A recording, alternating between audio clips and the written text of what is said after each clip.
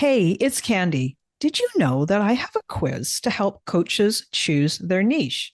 Yeah, I do. It's super popular and it has been taken more than 20,000 times. This is a fun quiz that takes you about 2 minutes to do, and it will probably give you way more clarity on choosing your best coaching niche. So now, whether you say niche or niche, it's going to work for you. And if you're a coach and you have been stuck in niche indecision, wondering what to do, then you should take my quiz and find out what you learn. You can take the quiz today at coachnichequiz.com. That's coachnichequiz.com. Okay, let's dive into this week's episode.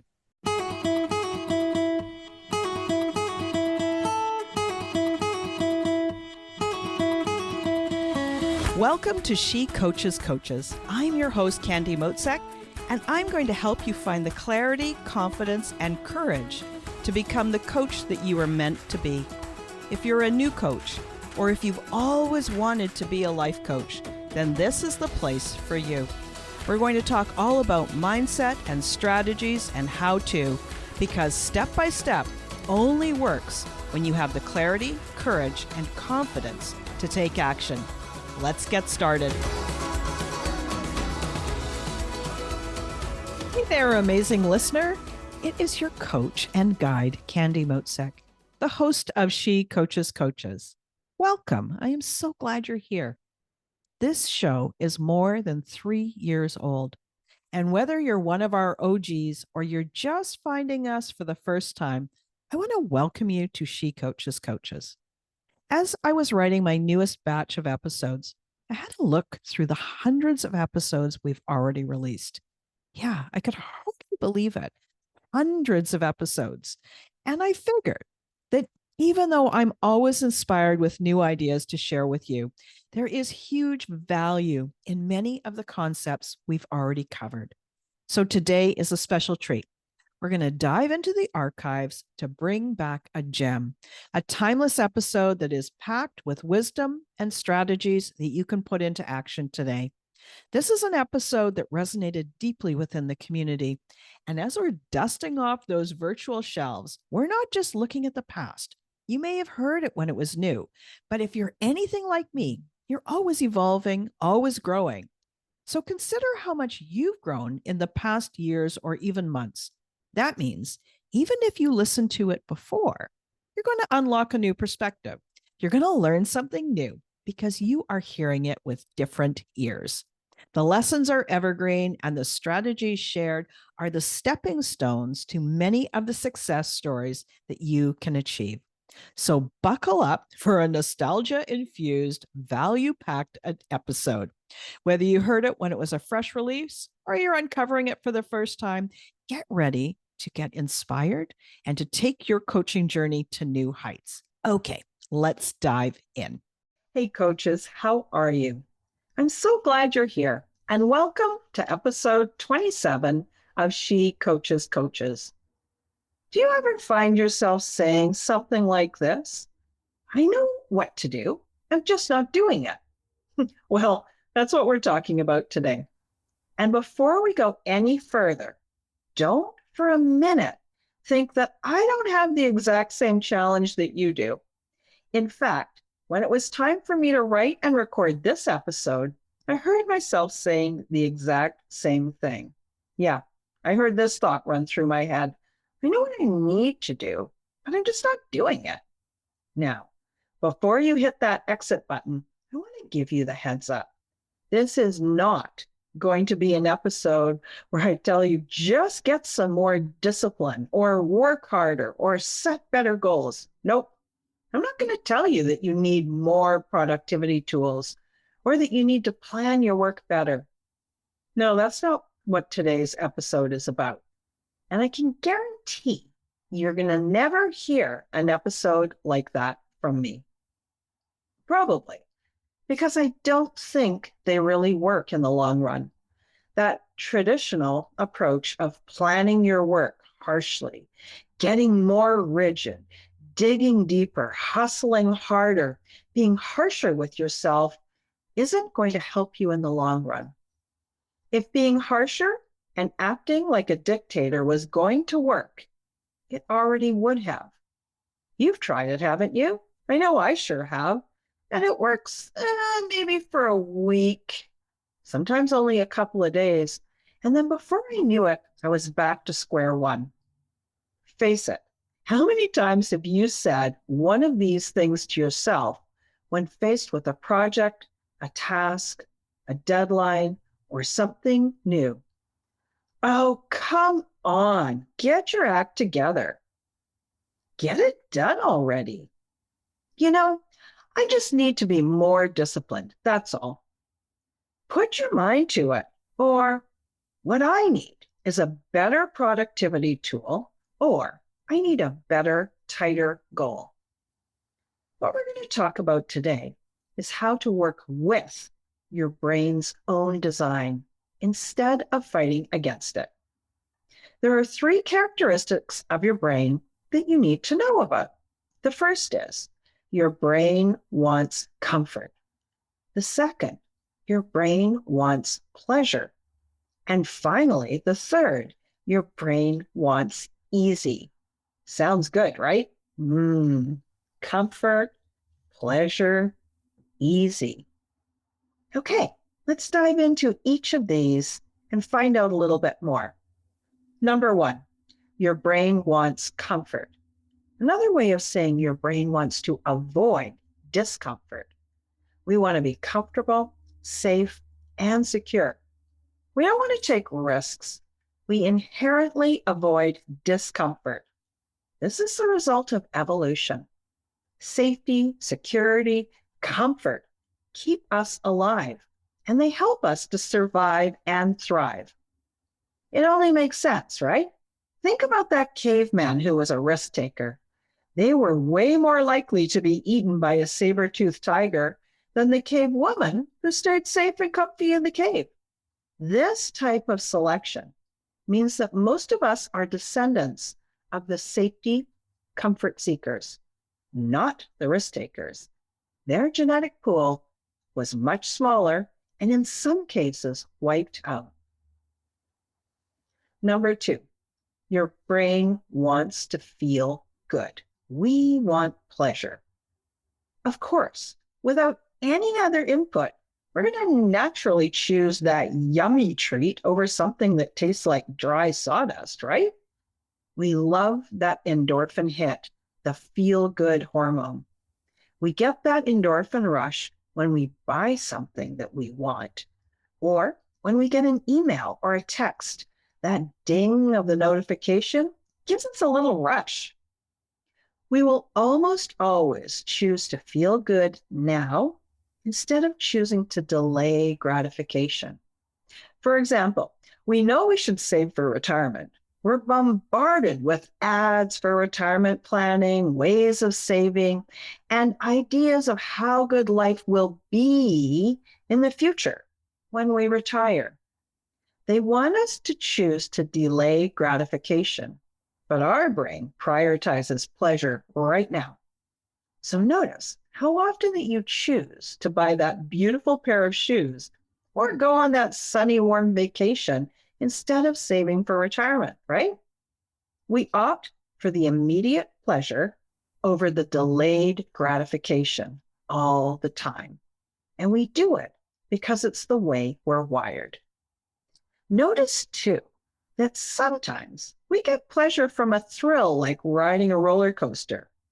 Here's where your brain has chosen pleasure over safety and comfort. Interesting, isn't it? Some people like roller coasters, and some, like me, don't. Number 3, your brain wants easy. Yeah, your brain wants to push that easy button and conserve energy as much as possible. And when I say easy button, I want you to know that your brain uses between 20 and 25% of your body's energy every single day. That means that 25% of the food you eat goes into your brain function. Your brain wants to be efficient because survival is most likely when you stay safe and use the smallest amount of energy. Your brain is an expert when it comes to putting things on automatic. Back in episode 10, I spoke about the levels of learning. That episode shows you how your brain loves to move to put things on autopilot. Your brain learns it and creates a habit, so you don't even have to think about those steps. And your brain is always angling to put as much as possible into an unconscious pattern or habit. Think about what you're like when you get up first thing in the morning. Now, if you're like me, you probably pee, have a drink of water, put on your robe, and then brush your teeth before pouring a cup of coffee. I bet you do this without even thinking about it, right? That's an example of your brain conserving energy and putting a whole series of actions on autopilot. Have you ever tried to change the order of what you do? Try it tomorrow morning and see what it's like. Try pouring your coffee first before you brush your teeth. Or try brushing your teeth by holding the toothbrush in the other hand. It's not so easy. But when you let your brain work according to its design, you're going to find you're ready for the day without even a thought. So those are the three tendencies. Your brain wants comfort. It wants to avoid discomfort. Number 2, your brain wants pleasure. And number 3, your brain wants easy. It wants to conserve energy. Okay, so what do these 3 things have to do with, I know what to do, but I'm just not doing it? Well, your brain is always in play, and it will always win in the end. So if the thing that you want to do feels risky, then tendency number 1, avoid discomfort, kicks in. If the new thing feels like hard work and no fun, then tendency number 2, seek pleasure, says, hey, why would I want to do something that's so hard and no fun? And if this thing is new and it's going to take a lot of energy to figure it out, of course, tendency number 3 comes in. He says, hey, I want to keep it easy. We need to conserve energy. Now, of course, we've all forced ourselves to do things we don't want to do, things that are hard, stuff that's potentially embarrassing and peppered with risk. And we can use willpower to make ourselves do just about anything for a while. Then, watch what happens. All of a sudden, you're going to say, oh, not today. It's too much trouble. Or you might find yourself going, I've had a busy week. I really don't have time to do this. Or even, you know what? I'm tired. And before you know it, you're back where you started. Perfect example, especially given that it's early February. Someone who is taking up exercise. They decide they're going to get fit, so they join a gym. Now, it's risky to do this new thing, and it's certainly not comfortable being the new person, especially when you don't know even how to use the equipment. Here's how these 3 tendencies might sabotage your very good intentions. Maybe you don't like feeling like the new kid in the gym. You don't know anyone there anyway, and you don't know where everything is or even how to use it. After that first day, your muscles are probably stiff. It's so uncomfortable. So here comes tendency number 1, avoid discomfort, to remind you that maybe you should wait until you're not so sore after all, or perhaps maybe you're not really cut out for this. Here's the next one. So after the first couple of days, the glow of your desire to get healthy starts to wear off, and you realize, God, this is not any fun after all. There is a little pleasure in starting exercise. Everything is hard. You look awkward. You sure don't look fit. Isn't it easier just to sit at home on the couch and watch that cool Netflix series? That's way more fun. And tendency number 2, the seek pleasure now tendency, persuades you to wait until tomorrow. And finally, how to exercise is not easy when you haven't done it before. It takes energy to learn the exercises, energy to understand what you should be doing and how to do it. So much thinking. Here's where tendency number 3 shows up. Isn't there something easier you could be doing? Something that uses a little less energy? So you might find yourself saying, this can't be right. I have to think about everything. It's so hard. I have to think about, what am I going to wear? What do I do? Where do I go? And look at them. It's so easy for those other people, but it's so hard for me. And eventually, even getting dressed and out the door takes more energy than you're willing to give it. Besides, it's been a tough week, right? And you're tired. You can always start again next week. But you've seen those 3 tendencies, and maybe you can identify with some of them. Maybe it's around getting fit and going to the gym. Maybe it's around something else. But let's stick with this gym story. We all know people who have started at the gym and continue until it's a habit. They continue until it's just who they are. I want you to know that these tendencies are neutral. They can work for you or they can work against you. So how could you use these brain tendencies in your favor? Well, the first step is always awareness. Understand how they work. Next, when you know that they're always in play and you know that they're neutral, know that they can work for you or against you. So you could ask yourself, how could I make this more comfortable? Or how can I make this more fun and pleasurable? And even, how can I make it easier? Here's where you get to use your creativity and your problem-solving ability. So let's go back. We're still with that person who is new to fitness. When they ask, how can I make it more comfortable? Well, here are some ideas, and I bet you can think of more. Try preparing in advance. Go for a tour at the gym before you sign up. Go with a friend. Sign up with a friend. Or even go to a gym where you already kind of know some of the people. Decide what you're going to do when you get there so you're ready. And now if you're going to go to an exercise class, make sure it's the right level for you and not too difficult. Or hire a trainer for the first few sessions so they can help you get comfortable.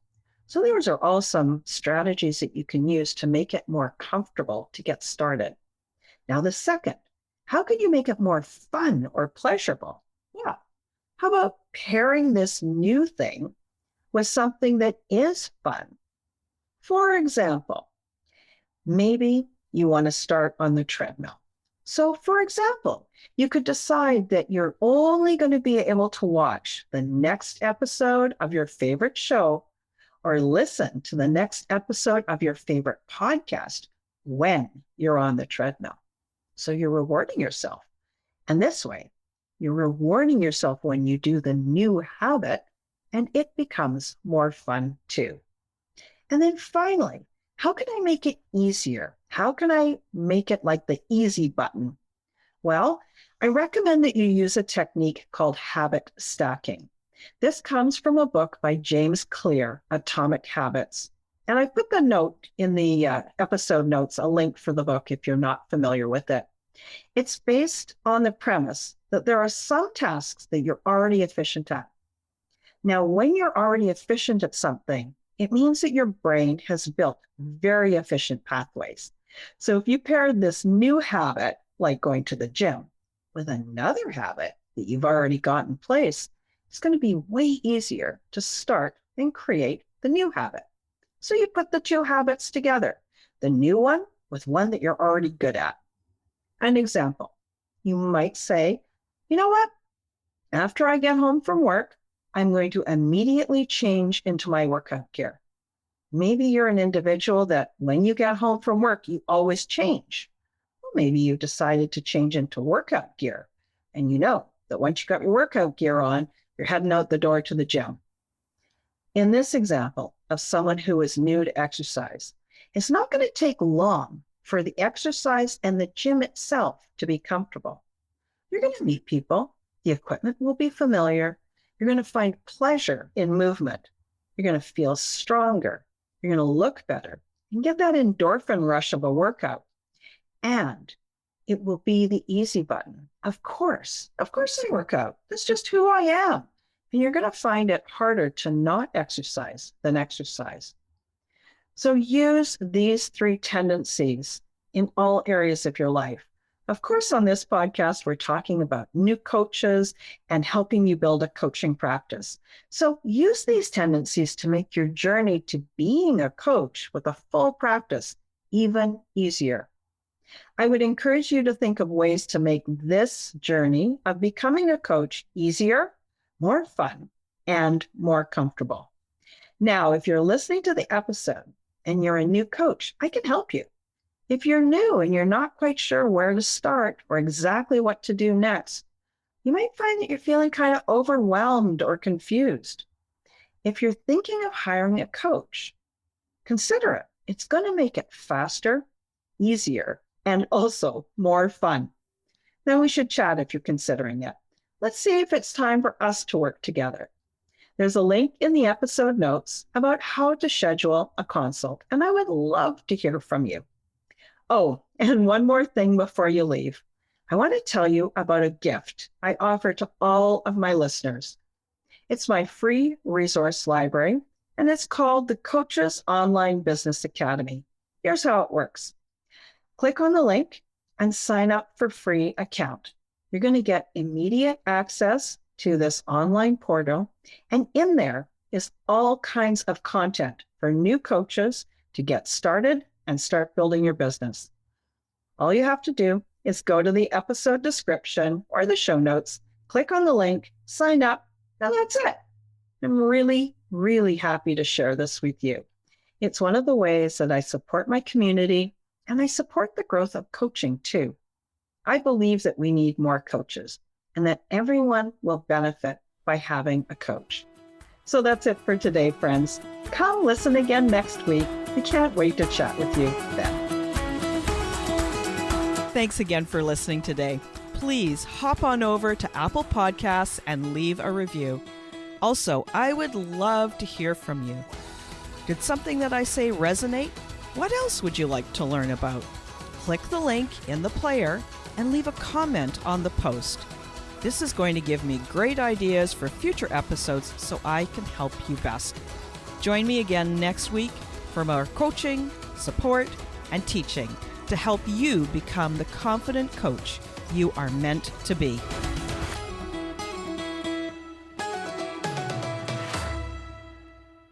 Hey, it's Candy. Did you know that I have a quiz to help coaches choose their niche?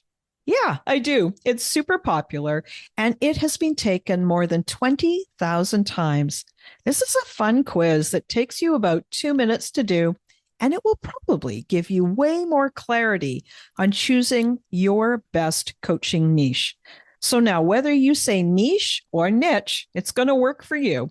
And if you're a coach and you have been stuck in niche indecision, wondering what to do, then you should take my quiz and find out what you learn. You can take the quiz today at coachnichequiz.com. That's coachnichequiz.com. Okay, let's dive into this week's episode.